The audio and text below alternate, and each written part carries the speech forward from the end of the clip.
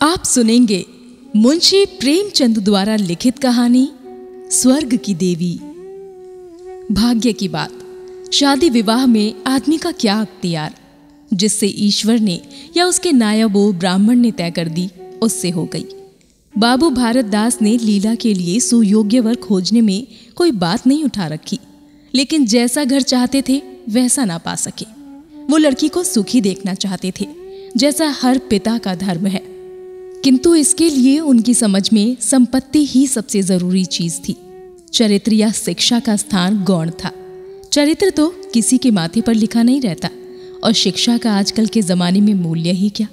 हाँ, संपत्ति के साथ शिक्षा भी हो तो क्या पूछना। ऐसा घर बहुत ढूंढा पर ना मिला। कोई मिला तो वो बिरादरी के ना थे। बिरादरी भी मिली तो जायजा ना मिला। जायजा भी मिला तो शर्तें तय ना हो सकी। इस पर मजबूर होकर भारत दास को लीला का विवाह लाला संत सरन के लड़के सीता सरन से करना पड़ा। अपने बाप का इकलौता बेटा था। थोड़ी बहुत शिक्षा भी पाई थी। बातचीत सलीके से करता था। मामले मुकदमे समझता था और जरा दिल का रंगीला भी था। सबसे बड़ी बात यह थी कि रूपवान, बलिष्ठ, प्रसन्न मुख, साहसी आदमी था। मगर विचार वही बाबा आदम के जमाने के थे। पुरानी जितनी बातें हैं सब अच्छी, नई जितनी बातें हैं सब खराब है। जायदाद के विषय में जमींदार साहब नए नए दफों का व्यवहार करते थे। वहां अपना कोई अख्तियार ना था, लेकिन सामाजिक प्रथाओं के कट्टर पक्षपाती थे। सीता सरन अपने बाप को जो कहते या करते वही खुद भी कहता था। उसमें खुद सोचने की शक्ति ना थी। बुद्धि की मंदता बहुधा सामाजिक अनुदारता के रूप में प्रकट होती है। लीला ने जिस दिन से इस घर में पांव रखा, उसी दिन उसकी परीक्षा शुरू हुई। वे सभी काम जिनकी उसके घर में तारीफ होती थी यहाँ वर्जित थे। उसे बचपन से ही ताजी हवा पर जान देना सिखाया गया था। यहाँ उसके सामने मुंह खोलना भी पाप था। बचपन से सिखाया गया था कि रोशनी ही जीवन है। यहाँ रोशनी के दर्शन दुर्लभ थे। घर पर अहिंसा, क्षमा और दया ईश्वरीय गुण बताए गए थे। यहाँ इनका नाम लेने की भी स्वाधीनता ना थी। संत सरन बड़े तीखे, गुस्सेवर आदमी थे। नाक पर मक्खी न बैठने देते थे। धूर्तता और छल कपट से ही उन्होंने जायदाद पैदा की थी और इसी को सफल जीवन का मंत्र समझते थे। उनकी पत्नी उनसे भी 2 अंगुल ऊंची थी। मजाल क्या है कि बहू अपनी अंधेरी कोठरी के द्वार पर खड़ी हो जाए या कभी छत पर टहल सके। प्रलय आ जाती, आसमान सर पर उठा लेती। उन्हें बकने का मर्ज था। दाल में नमक का जरा तेज हो जाना उन्हें दिन भर बकने के लिए काफी बहाना था। मोटी ताजी महिला थी। छींटे का घाघरेदार लहंगा पहने, पानदान बगल में रखे, गहनों से लदी हुई, सारा दिन बरोठे में माछी पर बैठी रहती थी। क्या मजाल कि घर में उनकी इच्छा के विरुद्ध एक पत्ता भी हिल जाए। बहू की नई नई आदतें देखकर जला करती थी। अब काहे की आबरू होगी, मुंडेर पर खड़ी होकर झांकती है। मेरी लड़की ऐसी दीदा दिलेरी होती तो गला घोंट देती। ना जाने इसके तेज में कौन लोग बसते हैं। गहने नहीं पहनती, जब देखो नंगी बुच्ची बनी बैठी रहती है। ये भी कोई अच्छे लक्षण है। लीला के पीछे सीता सरन पर भी फटकार पड़ती। तुझे भी चांदी में सोना अच्छा लगता है क्यों? तू भी अपने को मर्द कहता होगा ना। ये मर्द कैसा कि औरत उसके कहने में ना रहे। दिन भर घर में घुसा रहता है, मुंह में जबान नहीं, समझाता क्यों नहीं? सीता सरन कहता। अम्मा, जब कोई मेरे समझाने से माने तभी तो। माँ, मानेगी क्यों नहीं? तू मर्द है कि नहीं? मर्द वो होना चाहिए जो कड़ी निगाह से देखे तो औरत कांप उठे। सीता सरन, तुम तो समझाती ही रहती हो। माँ, मेरी उसे क्या परवाह, समझती होगी बुढ़िया है, 4 दिन में मर जाएगी, तब मैं मालकिन हो जाऊंगी। सीता सरन, तो मैं भी तो उसकी बातों का जवाब नहीं दे पाता। देखती नहीं हो कितनी दुर्बल हो गई है। वो रंग ही नहीं रहा। अब कोठरी में पड़े पड़े उसकी दशा बिगड़ती जाती है। बेटे के मुंह से ऐसी बातें सुन माता आग हो जाती और सारे दिन जलती। कभी भाग्य को कोसती, कभी समय को। सीता सरन माता के सामने तो ऐसी बातें करता, लेकिन लीला के सामने जाते ही उसकी मति बदल जाती थी। वो वही बातें करता जो लीला को अच्छी लगती। यहाँ तक कि दोनों वृद्धा की हंसी उड़ाते। लीला को इसमें और कोई सुख ना था। वो सारे दिन कुड़ती रहती।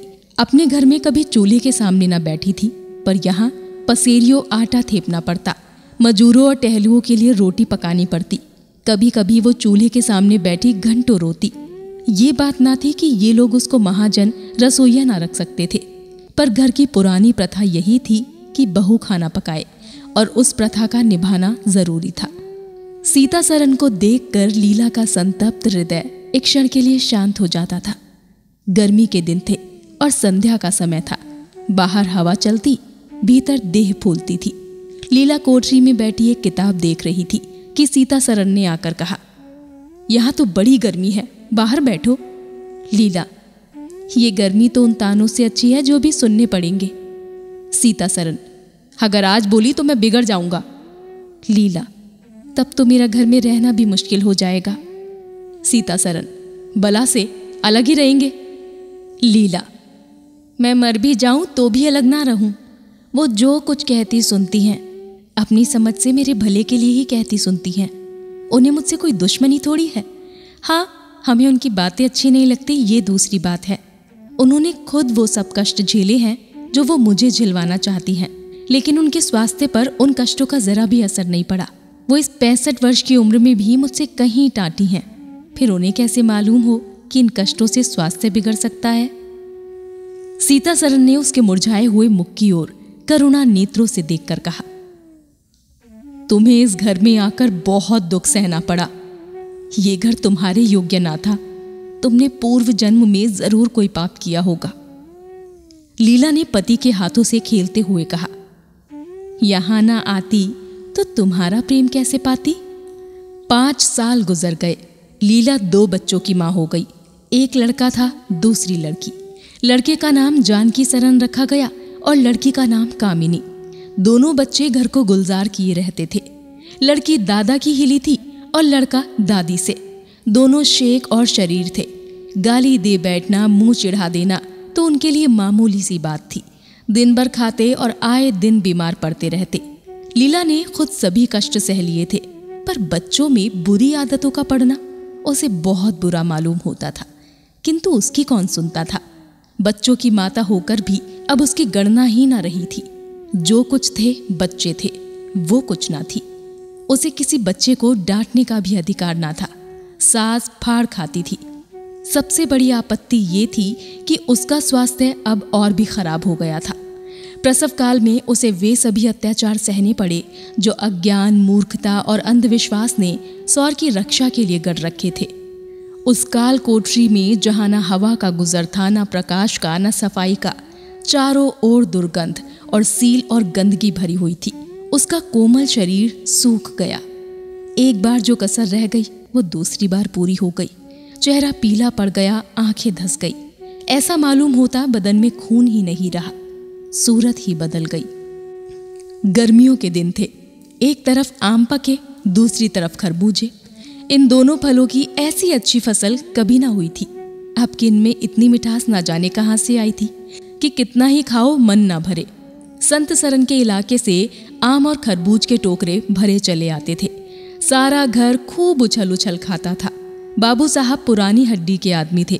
सवेरे 1 सैकड़े आमों का नाश्ता करते, फिर पसेरी भर खरबूज चट कर जाते। मालकिन उनसे पीछे रहने वाली ना थी। उन्होंने तो एक वक्त का भोजन ही बंद कर दिया। अनाज सड़ने वाली चीज नहीं, आज नहीं तो कल खर्च हो जाएगा। आम और खरबूजे तो एक दिन भी ठहर नहीं सकते। शूदनी थी और क्या।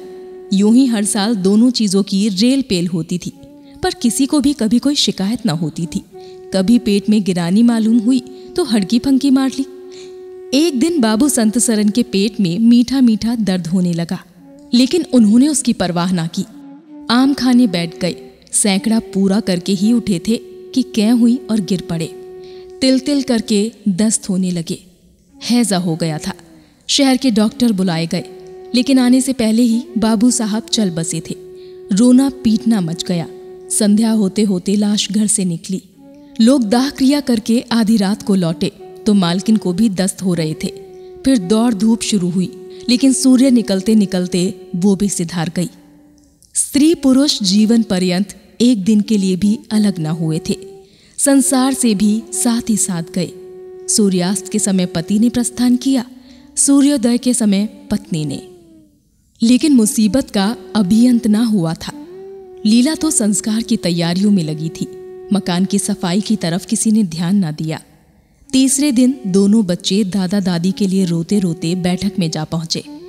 वहां एक आले का खरबूजा कटा हुआ पड़ा था।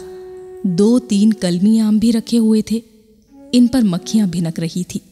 जानकी ने एक तिपाई पर चढ़कर दोनों चीजें उतार ली और दोनों ने मिलकर खाई। शाम होते होते दोनों को हैजा हो गया और दोनों माँ बाप को रोता छोड़कर चल बसे। घर में अंधेरा हो गया।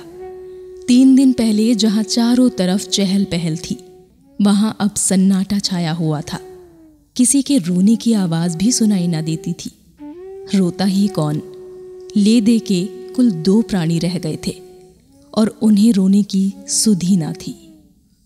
लीला का स्वास्थ्य पहले भी कुछ अच्छा ना था, अब तो वो और भी बेजान हो गई। उठने बैठने की शक्ति भी ना रही। हरदम खोई सी रहती थी। न कपड़े लत्ते की सुध थी, न खाने पीने की।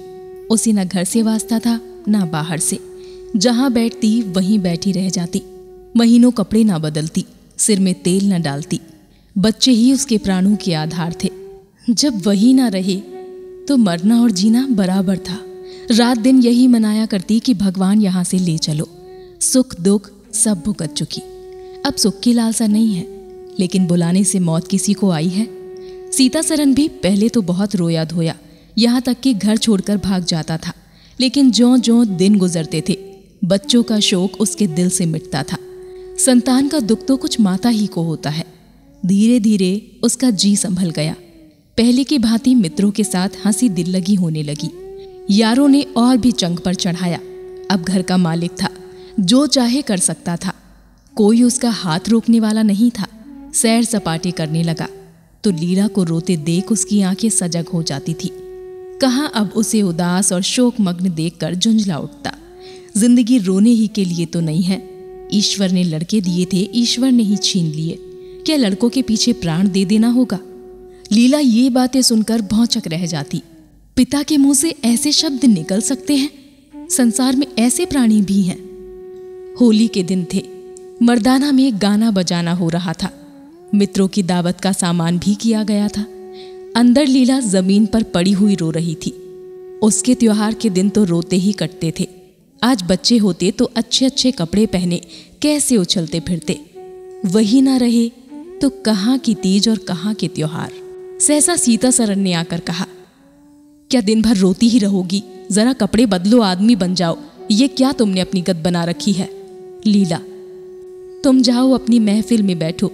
तुम्हें मेरी क्या फिक्र पड़ी है? सीता सरन, क्या दुनिया में और किसी के लड़के नहीं मरते? तुम्हारे ही सिर पर मुसीबत आई है। लीला, ये बात कौन नहीं जानता? अपना अपना दिल ही तो है, उस पर किसी का क्या बस। सीता सरन, मेरे साथ भी तो तुम्हारा कुछ कर्तव्य है। लीला ने कौतूहल से पति को देखा, मानो उसका आशय नहीं समझी। फिर मुंह फेर कर रोने लगी। सीता सरन, मैं अब इस मनहूसत का अंत कर देना चाहता हूँ। अगर तुम्हारा अपने दिल पर काबू नहीं है तो मेरा भी अपने दिल पर काबू नहीं है। मैं अब जिंदगी भर मातम नहीं मना सकता। लीला, तुम रंग राग मनाते हो, मैं तुम्हें मना तो नहीं करती। मैं रोती हूं तो रोने क्यों नहीं देते? सीता सरन, मेरा घर रोने के लिए नहीं है। लीला, अच्छी बात है, तुम्हारे घर में ना रोऊंगी। लीला ने देखा और सोचा, मेरे स्वामी मेरे हाथ से निकले जा रहे हैं। उन पर विषय का भूत सवार हो गया है और कोई समझाने वाला नहीं। वो अपने होश में नहीं है। मैं क्या करूं? अगर मैं चली जाती हूं तो थोड़े ही दिनों में सारा ही घर मिट्टी में मिल जाएगा और इनका वही ही हाल होगा जो स्वार्थी मित्रों के चंगुल में फंसे हुए नौजवान रईसों का होता है। कोई उल्टा घर में आ जाएगी और इनका सर्वनाश कर देगी। ईश्वर, मैं क्या करूं? अगर इन्हें कोई बीमारी हो जाती तो क्या मैं इस दशा में उन्हें छोड़कर चली जाती? कभी नहीं। मैं तन मन से इनकी सेवा शुश्रूषा करती, ईश्वर से प्रार्थना करती, देवताओं की मनौतियां करती। माना इन्हें शरीर रोग नहीं है, लेकिन मानसिक रोग अवश्य है। आदमी रोने की जगह हंसे और हंसने की जगह रोए, उसके दीवाने होने में क्या संदेह है? मेरे चले जाने से इनका सर्वनाश हो जाएगा। इन्हें बचाना मेरा धर्म है। हाँ, मुझे अपना शोक भूल जाना होगा। रोऊंगी, रोना तो तकदीर में लिखा ही है। रोऊंगी, लेकिन हंस हंस कर अपने भाग्य से लड़ूंगी। जो जाते रहे उनके नाम के सिवा और कर ही क्या सकती हूँ। लेकिन जो हैं उसे ना जाने दूंगी। आ ए टूटे हुए हृदय, आज तेरे टुकड़ों को जमा करके एक समाधि बनाऊं और अपने शोक को उसके हवाले कर दूं। ओह रोने वाली आंखों, आओ मेरे आंसुओं को अपनी विहंस छटा में छिपा लो। आओ मेरे आभूषणों, मैंने बहुत दिनों तक तुम्हारा अपमान किया है, मेरा अपराध क्षमा करो। तुम मेरे भले दिनों के साक्षी हो, तुमने मेरे साथ बहुत विहार किए हैं। अब इस संकट में मेरा साथ दो, मगर देखो दगा ना करना, मेरे भेदों को छिपाए रखना। पिछले पहर को महफिल में सन्नाटा हो गया, हूँ की आवाजें बंद हो गई। लीला ने सोचा, क्या लोग कहीं चले गए या सो गए? एकाएक सन्नाटा क्यों छा गया? जाकर दहलीज में खड़ी हो गई और बैठक में झांक कर देखा। सारी देह में एक ज्वाला सी दौड़ गई। मित्र लोग विदा हो गए थे, समाजियों का पता ना था। केवल एक रमणी मनसद पर लेटी हुई थी और सीता सरन सामने झुका हुआ उससे बहुत धीरे धीरे बातें कर रहा था। दोनों के चेहरों और आंखों से उनके मन के भाव साफ झलक रहे थे। एक की आंखों में अनुराग था, दूसरे की आंखों में कटाक्ष। एक भोला भाला हृदय एक मायाविनी रमणी के हाथों लुटा जाता था। लीला की संपत्ति को उसकी आंखों के सामने एक छलनी चुराए जाती थी। लीला को ऐसा क्रोध आया कि इसी समय चलकर इस उल्टा को आड़े हाथ लूं, ऐसा दुत्कारूं कि वो भी याद करे, खड़े खड़े निकाल दूं। वो पत्नी भाव जो बहुत दिनों से सो रहा था जाग उठा और विकल करने लगा, पर उसने जब्त किया। वेग में दौड़ती हुई तृष्णाएं अकस्मात ना रोकी जा सकती थी। वो उल्टे पांव भीतर लौट आई और मन को शांत करके सोचने लगी। वो रंग रूप में, हाव भाव में, नखरे तिल्ले में उस दुष्टा की बराबरी नहीं कर सकती। बिल्कुल चांद का टुकड़ा है, अंग अंग में स्फूर्ति भरी हुई है, पोर पोर में मत छलक रहा है। उसकी आंखों में कितनी तृष्णा है, तृष्णा नहीं बल्कि ज्वाला। लीला उसी वक्त आईने के सामने गई। आज कई महीनों बाद उसने आईने में अपनी सूरत देखी। उस मुख से एक आह निकल गई। शोक ने उसकी काया पलट कर दी थी। उस रमणी के सामने वो ऐसी लगती थी जैसे गुलाब के सामने जूही का फूल। सीता सरन का खुमार शाम को टूटा। आंखें खुली तो सामने लीला को खड़े मुस्कुराते देखा। उसकी अनोखी छवि आंखों में समा गई। ऐसे खुश हुए मानो बहुत दिनों के बाद, वियोग के बाद उससे भेंट हुई हो। उसे क्या मालूम था कि ये रूप भरने के लिए कितने आंसू बहाए हैं, केशों में ये फूल गूंथने से पहले आंखों में कितने मोती पिरोए हैं। उन्होंने एक नवीन प्रेमोत्साह से उठकर उसे गले लगा लिया और मुस्कुरा कर बोले, आज तो तुमने बड़े बड़े शास्त्र सजा रखे हैं, कहाँ भागूं? लीला ने अपने हृदय की ओर उंगली दिखाकर कहा, यहाँ आकर बैठो, बहुत भागते फिरते हो, अब तुम्हें बांध कर रखूंगी। बाग की बहार का आनंद तो उठा चुके, अब इस अंधेरी कोठरी को भी देख लो। सीता सरन ने लज्जित होकर कहा, उसे अंधेरी कोठरी मत कहो लीला, वो प्रेम का मानसरोवर है। इतने में बाहर से किसी मित्र के आने की खबर आई। सीता सरन चलने लगे तो लीला ने हाथ पकड़कर कहा, मैं ना जाने दूंगी। सीता सरन, अभी आता हूं। लीला, मुझे डर है कहीं तुम चले ना जाओ। सीता सरन बाहर आए तो मित्र महाशय बोले, आज दिन भर सोते रहे हो क्या? बहुत खुश नजर आते हो। इस वक्त तो वहां चलने की ठहरी थी ना, तुम्हारी राह देख रही है। सीता सरन, चलने को तो तैयार हूं, लेकिन लीला ना जाने देगी। मित्र, निरे गौदी ही रहे, आ गए फिर बीवी के पंजे में, फिर किस बिरते पर गरमाए थे? सीता सरन, लीला ने घर से निकाल दिया था तब आश्रय ढूंढता फिरता था, अब उसने द्वार खोल दिए हैं और खड़ी बुला रही है।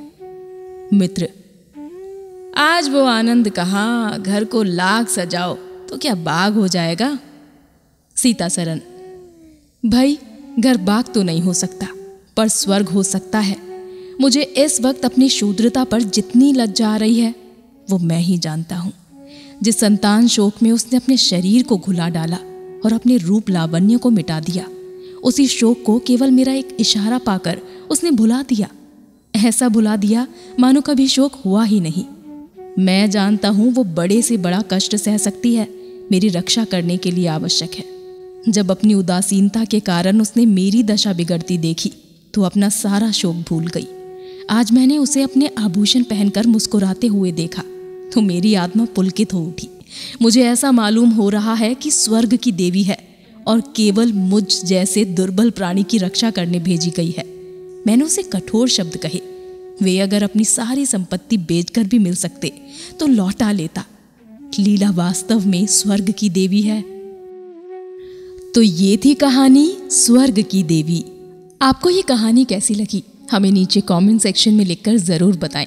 साथ ही आप कौन सी और किस तरीके की कहानियां सुनना चाहते हैं ये भी हमें बताएं, ताकि हम आपके लिए और बेहतर कहानियां लाते रहें। ऐसी ही और भी कहानियां सुनने के लिए हमारे चैनल को लाइक, शेयर, सब्सक्राइब करना ना भूलें।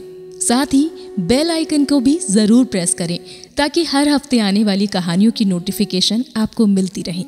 और सुनते रहे स्टोरियन लफ्जों के हमसफर।